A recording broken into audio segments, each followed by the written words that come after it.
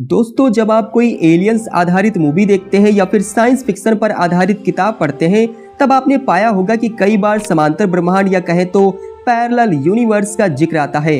कई बार यह माना गया है कि हम जिस ब्रह्मांड में रहते हैं, ठीक वैसा ही एक ब्रह्मांड मौजूद है जहां आपकी और हमारी मौजूदगी विद्यमान हो सकती है, जैसे कि यहाँ पृथ्वी पर है। लेकिन ज्यादातर वैज्ञानिक समांतर ब्रह्मांड के बात को नकारते हैं, पर कई वैज्ञानिक हैं जो इस सिद्धांत को मानते हैं और इस पर शोध कर रहे हैं। दोस्तों, अंतरिक्ष इतना बड़ा है कि यहाँ कई पृथ्वी जैसे ग्रह मिले हैं और कई खगोल वैज्ञानिक इस पर शोध कर रहे हैं कि इन ग्रहों पर जीवन है या नहीं, या फिर जीवन होने की कितनी संभावना है। ऐसा अनुमान लगाया गया है कि अंतरिक्ष में अनगिनत ब्रह्मांड है जहां अनगिनत तारे, सौर मंडल, ग्रह आदि मौजूद हैं। उसी के हिसाब से यह अनुमान लगाया गया है कि जैसे पृथ्वी पर हालात हैं और घटनाएं घटित होती हैं, उसी प्रकार समांतर ब्रह्मांड में किसी अन्य ग्रह पर भी इसी प्रकार की घटना हो रही होगी। दोस्तों, 2022 में आई फिल्म doctor strange in the multiverse of madness में कुछ इसी प्रकार की घटना को दर्शाया गया है। दोस्तों, आज इस वीडियो में हम आपको पैरेलल यूनिवर्स के कॉन्सेप्ट के बारे में समझाएंगे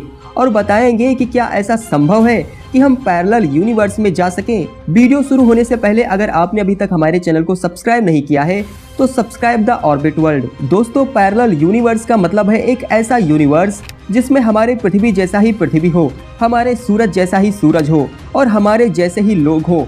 हमारे ही जैसे लोग होने का मतलब है कि अगर हमारी पृथ्वी पर कोई विशाल नाम का इंसान है तो उस पैरेलल यूनिवर्स में भी वह इंसान होगा जिसका नाम भी विशाल होगा, यानी कि वह सभी लोग वहाँ होंगे जो इस वक्त हमारी पृथ्वी पर हैं। वह सभी चीजें वहाँ होंगी जो यहाँ पर हैं और उनमें थोड़े बदलाव हो सकते हैं। जैसे कि मैंने आपको बताया है कि अगर इस पृथ्वी पर विशाल नाम का कोई इंसान है तो वहाँ भी होगा। बस फर्क इतना हो सकता है कि अगर वो इंसान यहाँ पर इंजीनियर है तो वहाँ शायद कुछ और होगा। ऐसे अनगिनत पैरेलल यूनिवर्स हो सकते हैं और वहाँ अनगिनत पैरेलल यूनिवर्स में अनगिनत हमारे पृथ्वी जैसे ही पृथ्वी हो सकते हैं और उन सभी पैरेलल यूनिवर्स में विशाल नाम का इंसान होगा और उस इंसान में अपनी दुनिया के अनुसार कुछ न कुछ बदलाव होंगे। दोस्तों, आपको लगता है कि आप अभी जो कर रहे हो यह आप कर रहे हो, पर यह जान लीजिए कि अभी जो आप इस वक्त सोच रहे हो वह तभी तय हो गया था जब ब्रह्मांड का पहला एटम बना था। यूट्यूब पर आप मेरे इस वीडियो को देख रहे हैं, यह भी तभी तय हो गया था जब यह ब्रह्मांड बना था। क्योंकि अभी जो हो रहा है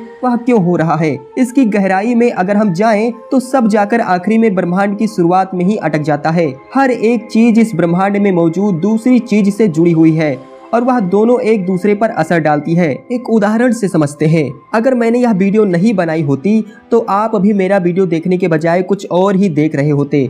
मेरे कहने का मतलब यह है कि जितने भी इंसान इस दुनिया में हम देख रहे हैं वही सेम लोग उस पैरेलल दुनिया में भी होंगे। इस चीज को आप अपने हिसाब से सोचकर देखिए।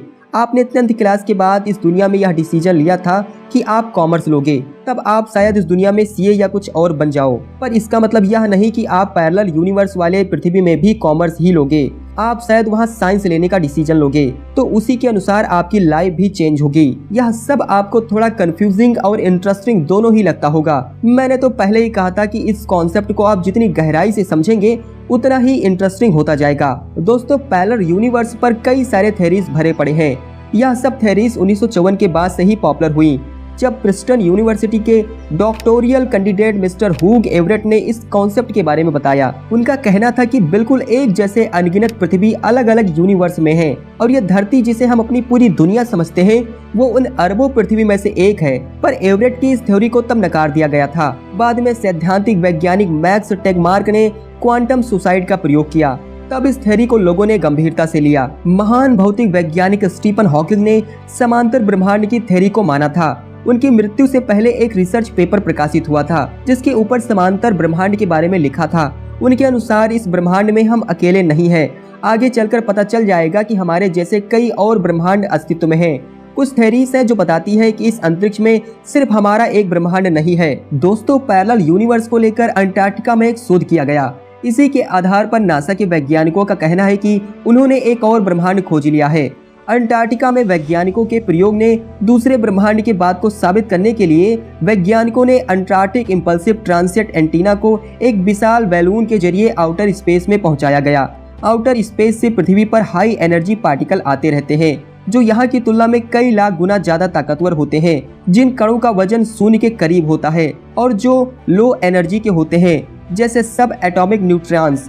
ये बिना किसी कण से टकराए पृथ्वी के आर पार हो जाते हैं, लेकिन हाई एनर्जी कण पृथ्वी के सॉलिड मैटर से टकराकर रुक जाते हैं। दोस्तों, हाई एनर्जी वाले कण को केवल आउटर स्पेस से सिर्फ नीचे आते वक्त ही पता किया जा सकता है, लेकिन अनीता से ऐसे न्यूट्रियॉन्स पता चले जो पृथ्वी से ऊपर की तरफ आ रहे थे, यानी कि कण समय में पीछे की तरफ चले आ रहे थे, जो समांतर ब्रह्मांड की थ्योरी को सही साबित करते हैं। दोस्तों, पैरेलल यूनिवर्स को लेकर आगे भी रिसर्च जारी है। अगर इस पर कोई और रिसर्च पब्लिश होती है तो उस पर अपडेटेड वीडियो बनाऊंगा। अभी के लिए इस वीडियो में इतना ही। अगर आपने अभी तक हमारे चैनल को सब्सक्राइब नहीं किया है तो सब्सक्राइब द ऑर्बिट वर्ल्ड।